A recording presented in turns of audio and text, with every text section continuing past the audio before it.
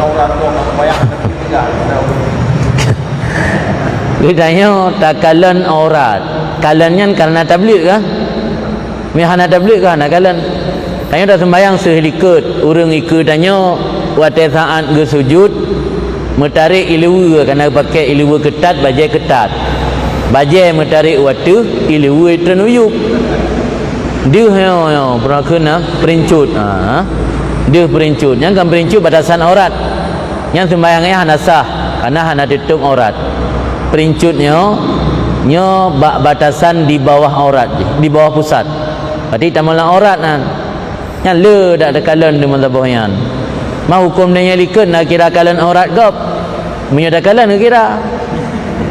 Baik dak kalan. Pupu yang dak gelik unan. Mana wajib pegah? Menyohana menimbulkan fitnah, wajib pegah li sembahyang Nabi. Anak giurullah sembahyang. Menimbulkan fitnah, urang hana daturi. Batari lam tang hi aparatnya. Bane dah tije orang gaho, nah. Dia kan nampu tak minta cungkeng nah. Ya hana pu. Tapi mia de gedi urang daturi dan lih tak pegah hanjit ke bengeh ke katanya, hana membinasakan tanya. Ya hana pu wajib pegah. Wajib pegah nah, urusan pegah lai patih na batin urusan neo.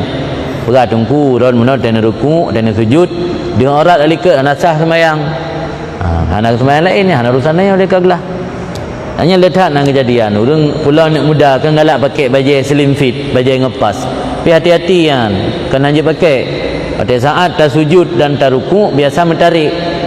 Baju mentarik waktu hilu teruyuk. Ulam dia tanya, hana ketat kalau keiang. Hilu ngai teruyuk kan? Nyam yang kaitan uyuk dia dah likat, yang dia aurat mendengar.